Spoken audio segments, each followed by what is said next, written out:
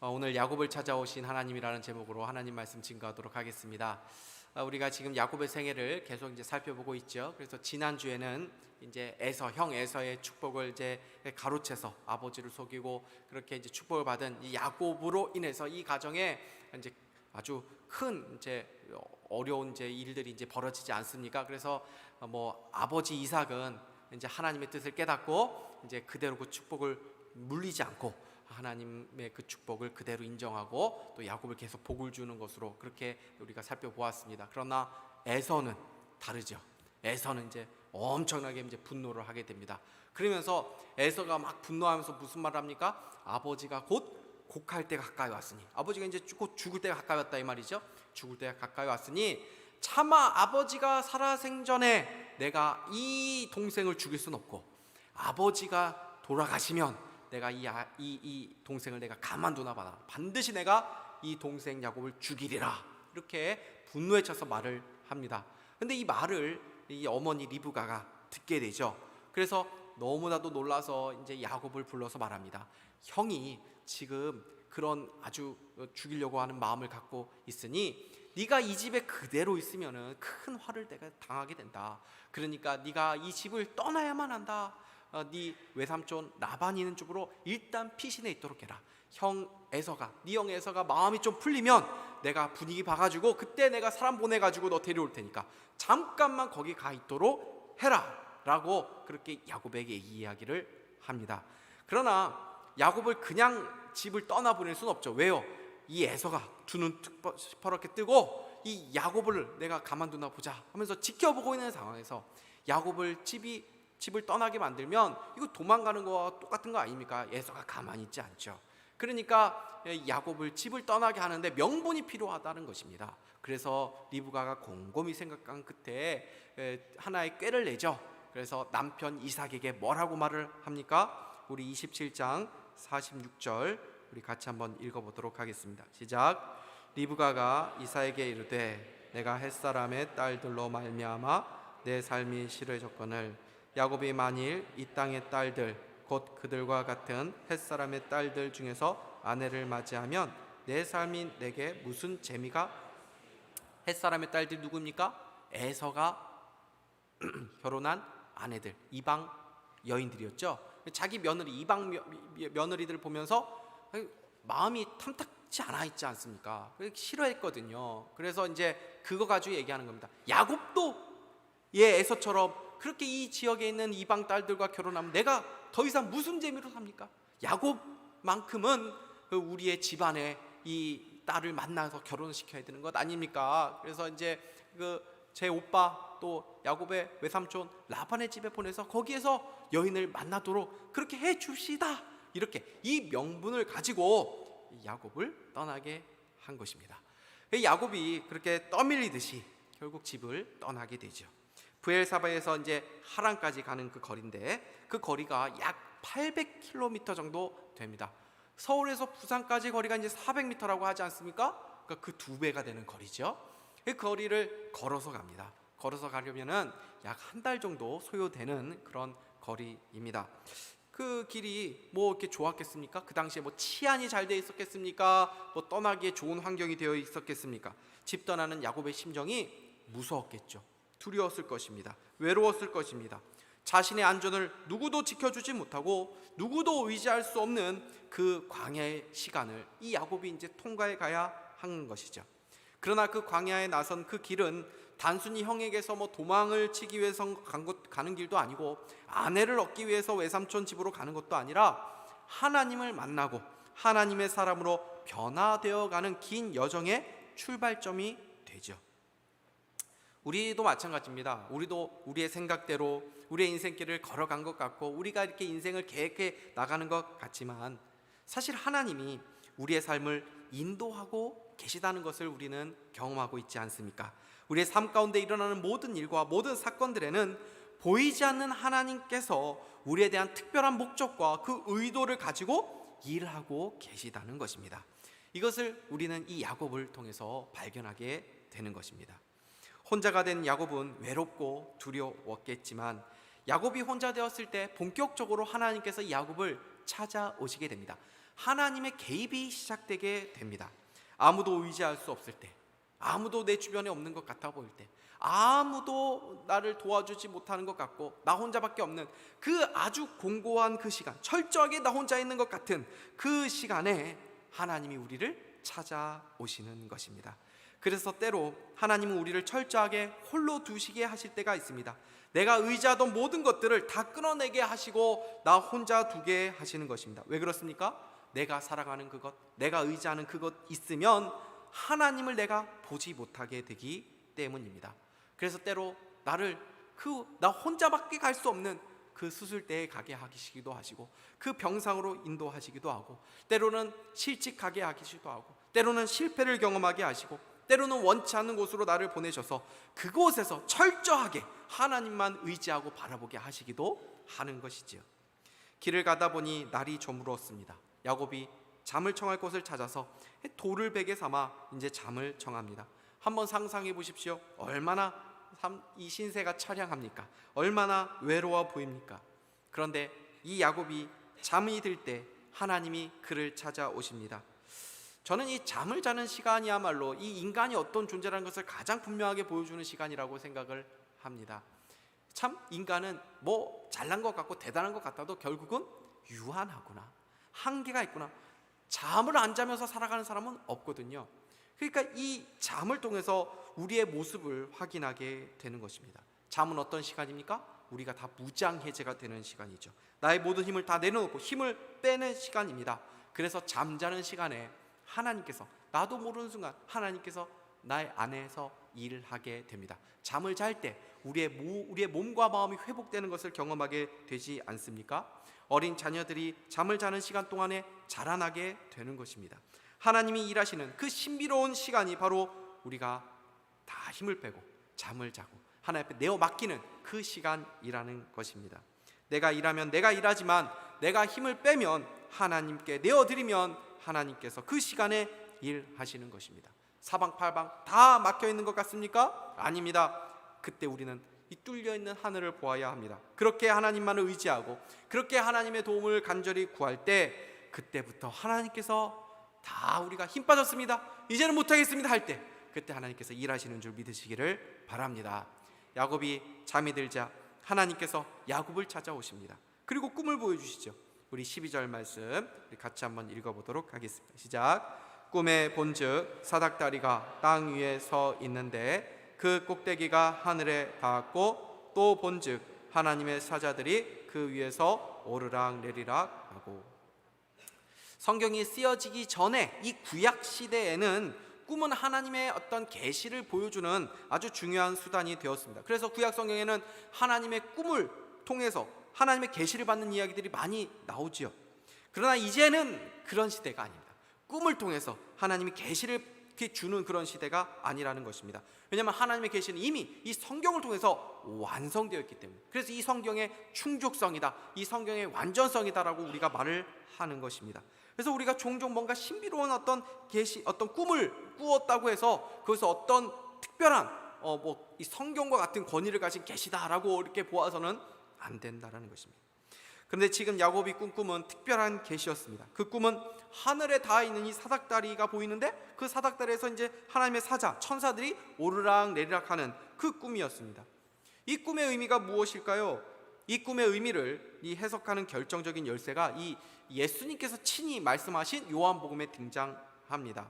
예수님이 나다나엘을 부르시고 이렇게 말씀을 하시거든요. 요한복음 1장 51절 우리 같이 한번 읽겠습니다. 시작.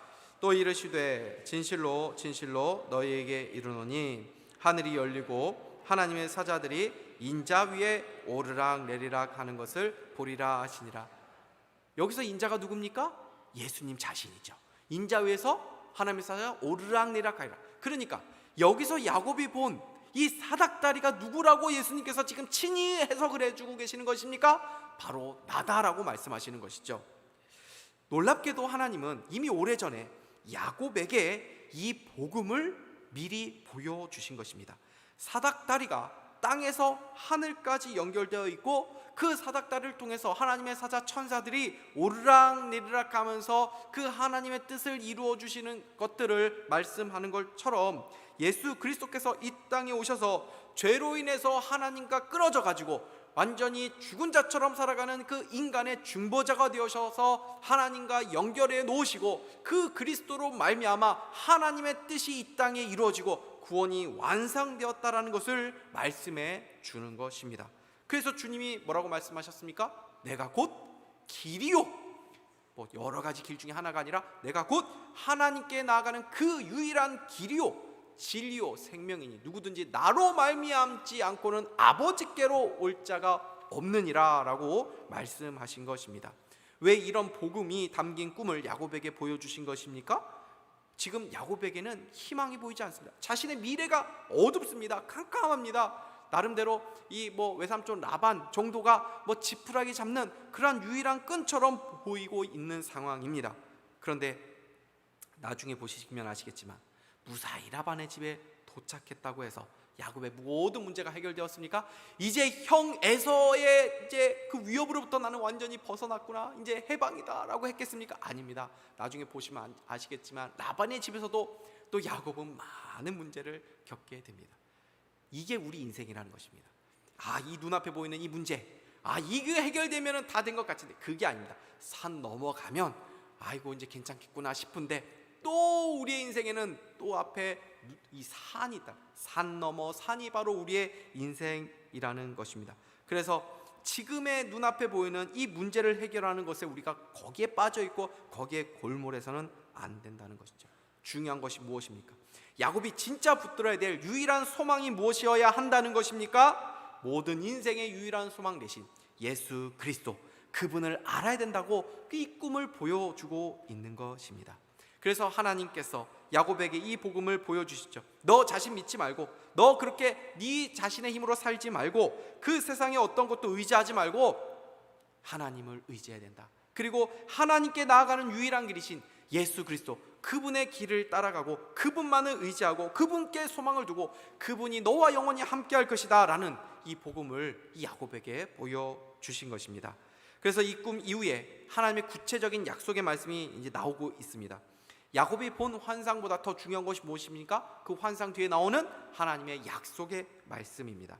하나님이 인간을 찾아오시는 가장 분명한 방식은 그분의 말씀을 통해서입니다.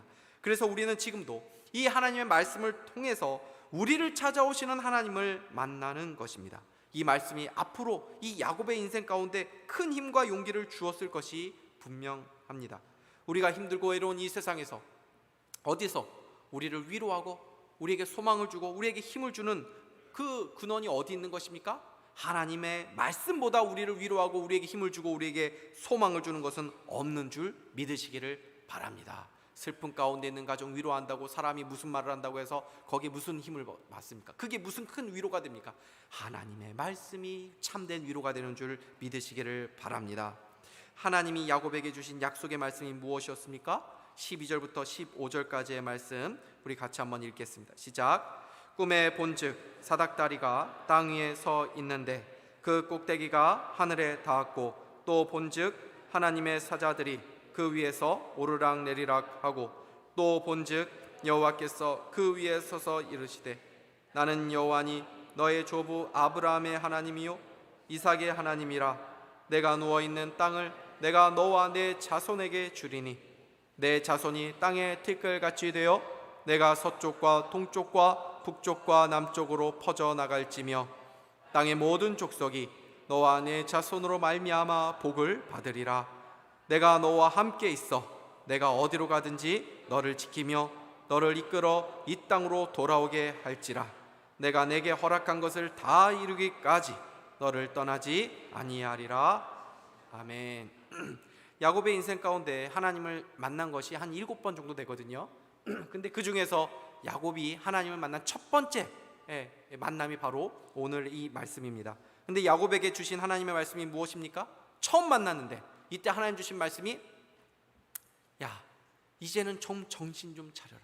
네가 그렇게 네 힘으로 살고 그렇게 남을 그렇게 등쳐먹고 그렇게 속이고 그렇게 살아서야 되겠니? 이제는 정신 좀 차릴 때 되지 않았니? 하면서 야단을 칠 법도 한데, 저 같으면 그렇게 아이고 그쵸, 기대 못 미치는 야곱의 삶, 이 어리석어 보이는 야곱의 삶을 보면서 그렇게 책망할 것 같은데, 하나님은 한마디도 야곱에게 대해서 책망하지 않으십니다. 오히려 위로와 소망의 말씀으로 가득 채워주십니다. 이분이 우리 하나님이시라는 것입니다. 아담과 하와가 하나님의 말씀을 어기고 선악을 알게 하는 그 나무의 열매를 따먹죠. 대형 사고를 친 것입니다. 보시기에 좋았더라 하나님의 그 창조 세계를 그 죄가 들어오게 완전히 다 엉망으로 만들었던 것입니다. 큰 사고를 친 것이죠. 아담과 하와가 하나님을 피해서 숨습니다. 그런데 그 아담과 하와를 이 하나님이 찾아가십니다. 말씀하시죠. 네가 지금 어디 있느냐? 몰라서 묻는 게 아닙니다. 지금 네가 어떤 상태에 있느냐? 이 말씀이시죠. 그러면서 그 죄에 대한 대가들에 대해서 말씀하십니다. 근데 거기서 끝납니까? 거기서 끝나지 않습니다. 하나님의 은혜가 무엇입니까? 이 사고친, 대형 사고친, 하나님은 항상 수습하시고 사람은 사고만 치는 것 같은데, 이 대형 사고친 이 아담과 하와에게 어떻게 합니까? 가죽옷을 지어 입히십니다. 천지 만물을 창조하실 때도 말씀으로 창조하셨는데 이 가죽옷을 어떻게 하셨다고요? 손수 지어서, 그리고 너희들 입어라 하신 게 아니고 입혀주십니다. 지어 입혀주신다고 말씀하십니다. 이분이 바로 우리의 하나님이시라는 것입니다. 하나님은 우리의 과거를 묻지 않습니다. 그리고 미래를 지금 말씀하시는 것입니다. 야곱에게도 그렇게 과거 묻지 않으시고 오히려 미래와 소망과 위로를 주고 계시다는 것입니다. 너 지금 혼자이지만 걱정하지 말아라. 너를 통해서 동서남북 많은 후손들이 퍼져나갈 것이고 너와 내 후손을 통해서 이 많은 민족들이 복을 받게 될 것이다. 그리고 내가 너를 반드시 지킬 것이다. 그리고 반드시 네가 돌아오도록 그렇게 너와 영원히 함께할 것이다 라고 약속하고 계신 것입니다. 여러분, 이 말씀은 우리에게도 동일하게 적용되는 말씀인 줄 믿으시기를 바랍니다. 주님이 우리에게도 동일한 말씀 주셨죠. 네가 어디로 가든지 내가 너와 영원히 함께하리라. 우리가 어디로 가든지 함께 하시겠다고 약속해 주신 줄 믿으시기 바랍니다. 그러니까 우리의 상황이 어떠하다 할지라도, 하나님이 보이지 않는 것 같다 하더라도 우리의 현실을 보는 것이 아니라 나와 여전히 함께 하시는 그 하나님을 우리는 주목해서 보아야 할 줄 믿습니다.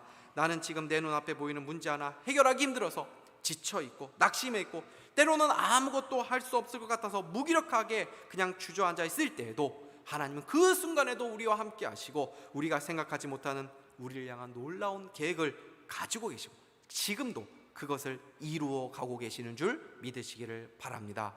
야곱이 잠에서 깨었습니다. 말로만 듣던 늘 귀에 못 박히게 들었던 그 아브라함 할아버지부터 말씀 들었던 그 하나님, 그 아브라함의 하나님, 그리고 아버지 이삭의 하나님을 지금 이 야곱이 만난 것입니다. 귀로만 들었던 하나님을 이 야곱이 만났습니다. 하나님을 만나니까 영의 눈이 열리게 됩니다. 야곱은 자신이 누워서 잔 곳이 하나님이 계셨다는 것을 비로소 깨닫게 됩니다. 당시 고대 근동의 이 신에 대한 개념은 지방신이었습니다.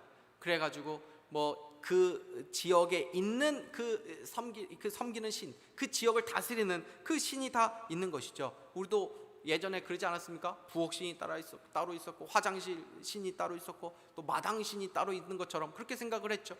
중국에 있는 신은 중국에만 있어야지 한국에 오면 안 되는 거 아닙니까? 한국에는 한국 신이 있고 그러죠. 그게 이제 마찬가지로 고대 근동에도 그러한 그 지역 신에 대한 그런 개념이 다 있었던 것이거든요. 그래서 자신이 섬기는 집과 자신이 섬기는 그 신이 다스리는 그 지역을 넘어가게 되면 두려움을 느끼던 그런 시절이었습니다. 그래서 야곱이 하나님이 이 떠난 이곳까지 계시다는 것을 전혀 생각을 하지 못한 것이죠. 우리에게도 혹시 그런 관념 있지 않습니까? 하나님은 어디에도 다 계신다 우리가 생각하고 또 그렇게 말하고 고백은 하지만 그래도 하나님은 교회 주로 계시는 거지. 하나님은 내 일터에는 또 내 어떤 그 가정에는 또는 내가 출장길에는 그 하나님께서 찾아오시는가라는 생각을 하게 되는 것입니다. 그런데 하나님은 우리가 기대하지 않는 순간, 뜻하지 않는 곳에서 우리를 종종 찾아오십니다. 예전에 제가 아는 이 목사님 한 분이 이제 목회를 이제 개척을 하셔가지고 참 힘들었던 것 같습니다. 지쳐 있는 상태로 계셨던 것 같은데 이 세미나에서 이제 그분을 만났습니다. 근데 이 세미나에 만났는데 이분의 세미나에 참석하는 태도가 별로 이렇게 좋지가 않습니다. 성실하지가 않습니다. 그냥 뭐 의자에 등에 기대어가지고 그냥 눈을 감고 뭐 듣는 둥 마는 둥 뭐 잠을 자고 뭐 이러는 것입니다. 알고 보니까 자기는 세미나에 뭐 배우려고 온 게 아니라 좀 쉬러 왔다는 것입니다. 너무 힘들고 그래가지고 좀 쉬러 왔다고 하는데 나중에 세미나 끝날 때쯤에 이제 나눔을 하는데 이분이 그러더라고요. 그냥 아무것도 에라 모르겠다 하면서 그냥 그 등받이에 누워가지고 그냥 딱 있는데 그 강의 중간에 하는 그 말씀 한마디가 하나님 음성으로 자신의 마음에 꽂혔다는 것입니다. 그러면서 그때 그냥 멍하니 있었는데 자신을 찾아오신 하나님을 만났다는 그 고백을 하게 되는 것을 제가 들은 기억이 납니다. 하나님은 그런 순간에도 찾아오신다는, 저는 이 자리에 계신 분들 중에 혹시 그런 분들 꼭 계실까 싶은 생각도 있습니다. 그냥 아무 생각 없이 망연자실해가지고 아유 모르겠다 하면서 그냥 주저앉아 있는 분이 혹시 계실지도 모르겠습니다. 그러나 하나님은 그런 순간에도 그런 자를 찾아가시는 하나님인 줄 믿으시기를 바랍니다. 우리가 범죄한 현장에서도 하나님 우리를 찾아오십니다. 여행 중에 차 안에서도 비행기 안에서도 우리가 일하는 그 일터에서도 우리는 우리를 찾아오시는 하나님을 만나게 될 때가 있는 것입니다. 야곱은 일어나 자신이 배웠던 그 돌을 기둥으로 세우고 기름을 붓고 거기 제단을 쌓고 하나님을 예배하게 됩니다. 그리고 그 지역이 이제 루스인데 그 루스라는 지명명이 아니라 이제 하나님의 집이다라고 하는 뜻의 그 베델이라고 명명을 하게 되죠. 그리고 야곱이 처음으로 자신의 하나님께 마음을 들이며 서원을 하게 됩니다. 서원을 했다는 것은 하나님과 언약 관계를 맺었다는 것을 의미하는 것입니다. 물론 지금은 이 서원을 사실 주의할 필요가 있습니다. 이것은 이제 구약 성경을 항상 바로 이게 적용하는 건 좀 어려운 거죠. 왜냐 특별 계시의 영역이기 때문에 그렇습니다. 그래서 우리의 신앙의 유익을 위해서는 서원을 하는 것을 사실 조심해야 됩니다. 왜냐하면 우리는 사실 그렇게 신실하지 못한 사람들이거든요.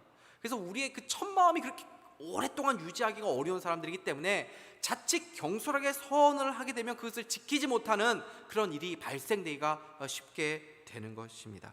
물론 우리가 하나님 주시는 그 감동에 따라서 어떤 특별한 영적인 결심을 하는 것은 우리의 신앙에 유익할 수 있습니다. 뭐 작정 기도도 할 수 있고 또 일정한 기간 동안은 하나님의 어떤 특별하게 내가 헌신하겠습니다 그렇게 다짐할 수도 있습니다. 그러나 내가 그렇게 할 테니까 하나님 그러면 이렇게 해주세요 라고 하는 어떤 거래 형식으로 어떤 서원을 하거나 또는 내 인생이 아닌데 내 자녀를 주님께 바치겠습니다 하는 이런 것들도 사실 조심할 필요가 있는 것이죠. 물론 하나님은 참 놀랍게도 이런 어리석은 서원을 통해서도 이 일을 하시기도 하지만 때로는 이 잘못된 서원을 통해서 평생 동안 죄책감을 가지고 살아가는 우리의 영적으로 유익하지 못하는 일들이 있기 때문에 이런 것들을 주의할 필요가 있다는 것입니다. 사실 오늘 야곱의 서원이 그렇게 성숙한 서원은 아니었습니다. 왜냐하면 어떤 조건들이 붙어 있고 또 자기 중심적인 이기적인 그런 내용들이 담겨 있기 때문이죠. 우리가 읽은 본문인데 우리 20절에서 22절을 다시 한번 같이 읽겠습니다. 시작.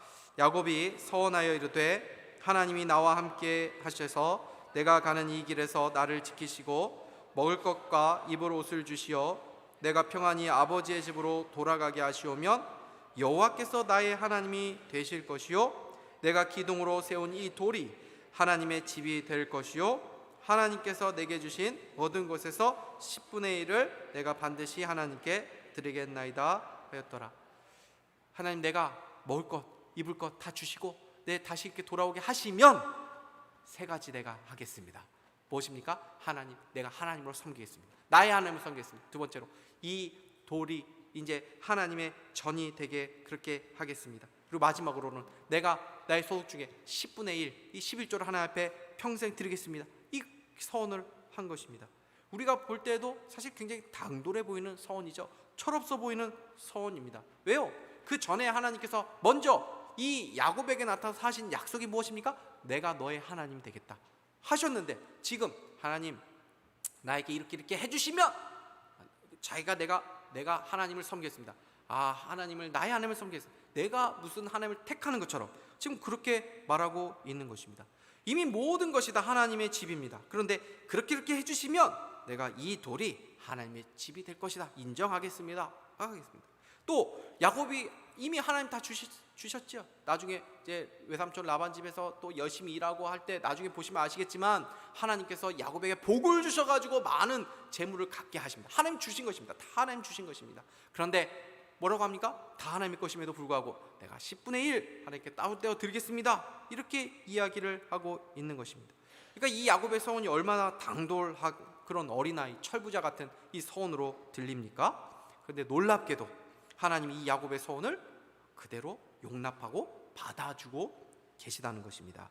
왜냐하면 야곱은 이제 하나님을 알아가는 걸음마 단계에 있기 때문입니다. 우리 부모들이 어린 자녀들이 유치한 요구를 때로 할 때 있지 않습니까? 그럼에도 불구하고 그것을 받아주는 이유가 무엇입니까? 이 아이들의 수준을 우리가 이해를 하기 때문이죠. 그러므로 오늘 일련에 일어나고 있는 이 성경의 이야기들의 주도권이 누구에게 있는 것을 보게 됩니까? 하나님이죠. 야곱이 먼저 하나님을 찾지 않았습니다. 야곱은 그냥 잠만 잔 것입니다. 근데 하나님이 먼저 이 야곱을 찾아오셨습니다. 그리고 굳이 약속을 안 해도 되거든요. 하나님께서 약속할 이유와 어떤 의무가 없으신 분이십니다. 근데 하나님께서 먼저 이 야곱에게 약속하십니다. 그리고 이 야곱이 드리는 그 아주 어설픈 서원을 받아주시죠.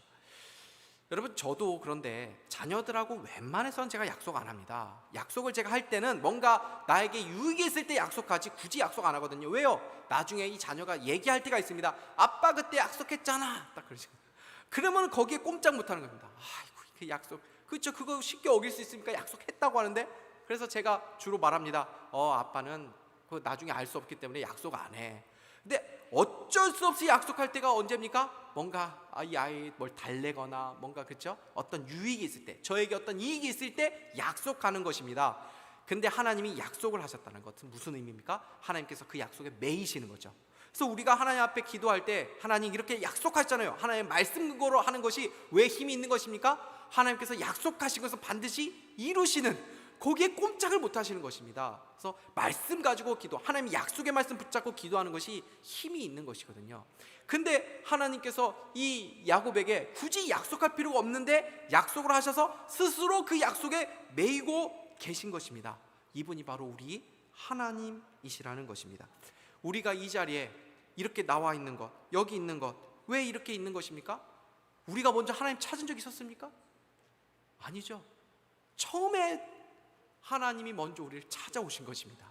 그리고 우리 기다려 주셨죠. 나중에 우리가 그 하나님의 은혜를 깨달으면 비로소 알게 되죠. 하나님께서 나를 지금까지 인내하고 기다려 주셨구나. 내 어설픈 이런 것들도 하나님께서 다 그냥 받아주시고 용납해 주셨구나 라는 것을 깨닫는 것입니다. 그래서 그나마 이 자리에 우리가 이 수준은 이 모양으로 여기 있는 것입니다. 근데 그 하나님께서 앞으로도 우리를 함께 하시고 변화시키시다고 약속하고 계신 줄 믿으시기를 바랍니다. 하나님은 안 계신 것 같지만 어느 날 찾아오십니다. 40년간 한 번도 찾아온 적이 없었던 그 하나님께서 이 예고 없이 모세에게 나타나십니다. 모세를 만난 그 호렙산이 바로 그 하나님의 집 베델이었던 것이죠. 우리가 인정하던 인정하지 않던, 우리가 생각하던 생각하지 않던 하나님은 계십니다.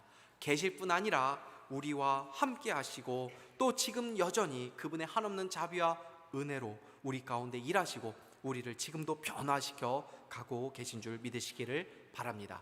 아브라함의 하나님, 이삭의 하나님, 그리고 야곱의 하나님이 바로 우리의 하나님인 줄 믿으시기를 바랍니다. 우리는 여전히 연약하고 여전히 넘어지지만 신실하신 주님이 완전하시기에 우리도 완전한 자로 결국 변화되어 갈 것입니다. 이 하나님께 소망을 두고 늘 하나님께 감사와 영광과 찬양을 올려드리며 살아가는 저 여러분 다 될 수 있기를 주님의 이름으로 축복합니다. 기도하겠습니다.